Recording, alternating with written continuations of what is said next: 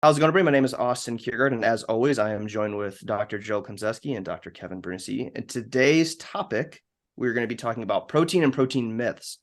So protein, in my opinion, you guys, is one of the most debated macronutrients, if not the most debated macronutrient ever.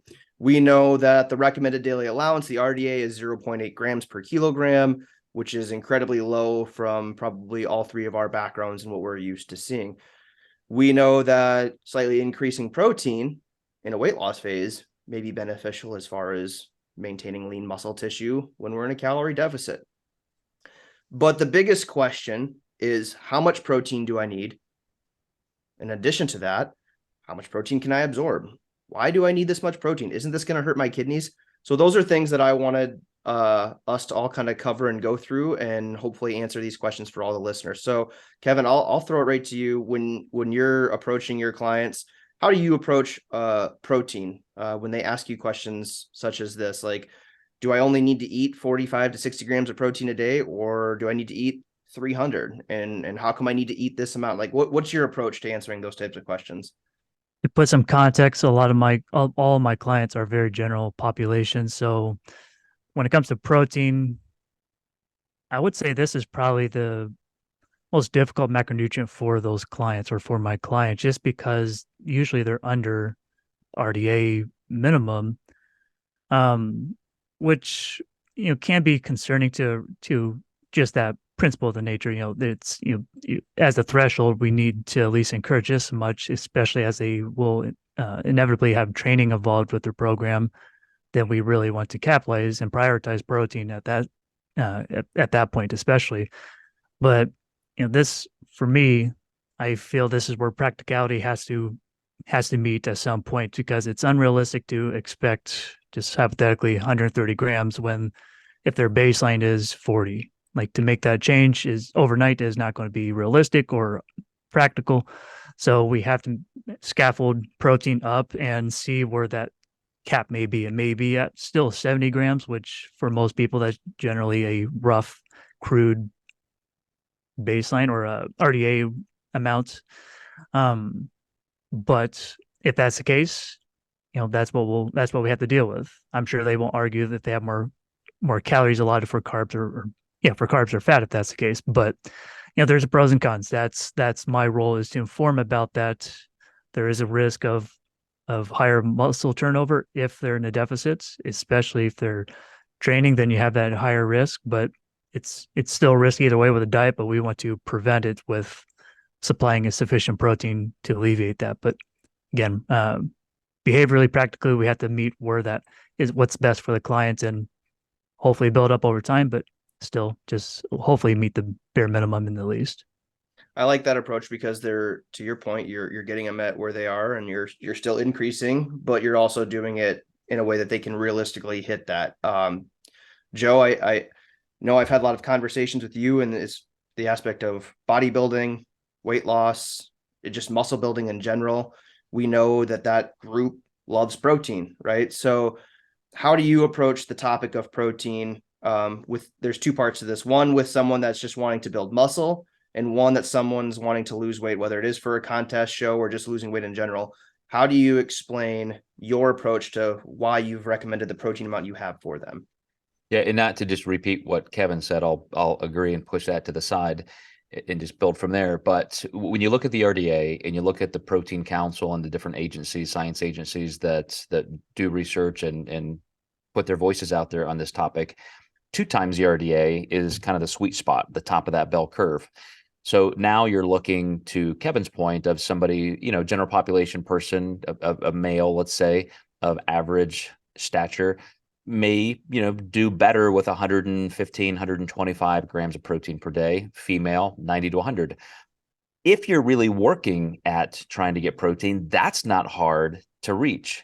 If you have never done that, then Kevin's right. You may be down at 40, 50, 60 grams. So you look at somebody in a competitive arena, physique sport or otherwise, and they might be used to kind of the bro science of you need 300 grams of protein a day or 250 or 5 times the RDA. And it's just not evidentially supported. And I think you can experiment by getting DEXA scans or bioelectrical impedance, and you can see that there is a definite threshold. And I've done that many, many times in my career. I mean, I had a 20-year pro bodybuilding career. I've been doing this for 40 years. And every time I've tested my own limits on does more protein help me gain more lean body mass? Once I get above about 125 grams of protein a day, it just does not. So I really like to have people do what I just said, which is experiment. Let's get you to a level that is, as Kevin said, okay and tolerable. And then let's see if a little more helps. Let's see if it helps you behaviorally, so you have a little less hunger, or maybe you just like protein sources. Maybe you're on the other end of the continuum and you just don't. So maybe you do okay with 1.5 times the RDA just so you can have more carbs. But there is such a huge preferential point to letting clients self-regulate a little bit in just the amount they're getting. Yeah, I love that you both take that same approach, and I'm very similar. I mean, I have a range that we try to stay in. That's evidence-based, of course, and then just see how they feel about consuming that much and if it's realistic for them. So I think we're all on that same page. I know in a previous podcast we talked that there is difference in protein quality, and I think that that's important to discuss. You know, we have complete and incomplete proteins, different amino acid profiles, so it's important to make sure that we're eating a variety of proteins. But again, another topic that's very popular when it comes to protein and protein myths is, can I really only absorb 30 grams of protein? Like, what's the limit of absorption? And you know, within that question, don't I just pee everything out? Don't we just absorb? Do we absorb protein? Do we not? So I'm going to throw that, Kevin, to both of you, but I'll start with Kevin first. As Kevin, with you and your background, how would you approach that question with somebody that's like, how much do I absorb and don't I just pee everything else out? It's been a while since I've heard this contentious question from clients. But I'm sure, Joe, you can speak more to the absorption, or listen to a podcast episode. But there is, your body's going to utilize what it needs in that current state. So it's going to utilize the protein needs, and then the swimming amino acids will just continue to circulate, since there's not really a depot, if you will, compared to carbs or fat. But that's, you're going to utilize. I mean, yes, if there's going to be some breakdown of amino acids into urea, and eventually you're going to urinate that out into that point. When it comes to damage, if you're healthy and there's no kidney issues to begin with as a client, there is no harm. But if you do have, actual kidney perfusion damage issues, conditions, anything to cover that spectrum, then not to say that protein is dangerous, but that is a big context to now have to take protein needs seriously. Not say it's less serious, but they need to be considerate of what that amount is, so that is not making kidney perfusion worse. Yeah, you bring up a valid point. So for someone that is, they have kidney disease and kidney problems, that's a whole different topic of your needs are going to be different, especially even if you have kidney disease and you're exercising, those needs are going to be different. I have a client who's had both of his kidneys replaced and does a lot of kidney advocacy. He works for the National Kidney Foundation, so him and I talk about that topic quite often. So Joe, I'm going to throw that back to you with absorption. So someone do we not absorb protein? Does it just float around in our body? Do we just pee out just nitrogen and all these other things? Like, how would you approach that question? It has been a while since I've heard that, but I've seen it on social media. Everyone's using the little clickbait things and stuff like that. So I think it would just be wise to touch on that topic as well, as far as protein, how much we can absorb. Do we pee it out? Does it float? All those type of things. Just a lot of pee in this conversation already. Lots of urination. We're all right talking about urination. So first we have to clarify, you said amino acids float around and Kevin said they swim around. So I need to know, like, what's happening inside my bloodstream. There's lots of buoyancy going on, right? Our blood, and there's lots of buoyancy going on in the blood. Yeah, it's like I've got this Magic School Bus vibe. That's exactly what it is. Kevin and I watched an episode of Magic School Bus before we started this, and we're like, we're going to somehow fit this into the topics today. It's against APA to repeat words over and over. Gotcha. Well, we're gonna have to clear that up. We'll get this all edited and cleaned up. So Kevin actually answered this in one sentence, which is context. And so absorption is your body's going to take what it needs right then. So if you've been fasting, such as, nighttime, but when you're sleeping, if you've just trained, if it's been 4 or 5 hours instead of 2 hours since your last meal, then your body's going to utilize more of those amino acids.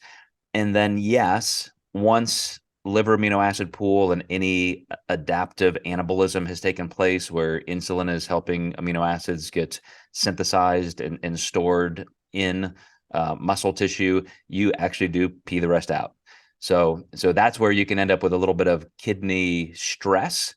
And I know a lot of people in our world love to say, there's never been a single study ever showing kidney damage or stress because of more protein.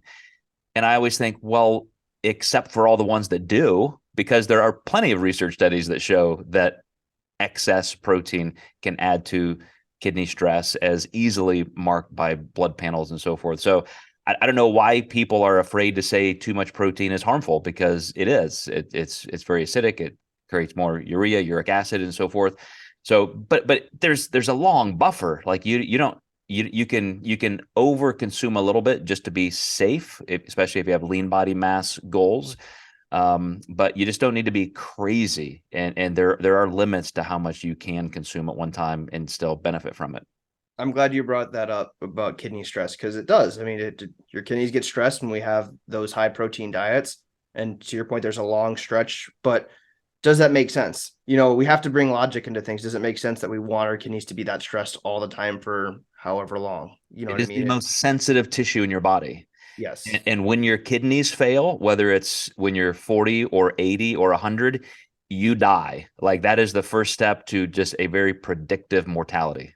Yeah, it's a rough journey back. That's for sure. If it comes back, not kidney recovery, but death. So anyways, yes, I'm glad you brought that up, because I feel like that's another controversial thing. Like, protein doesn't cause kidney failure. Well, it causes a lot of kidney stress.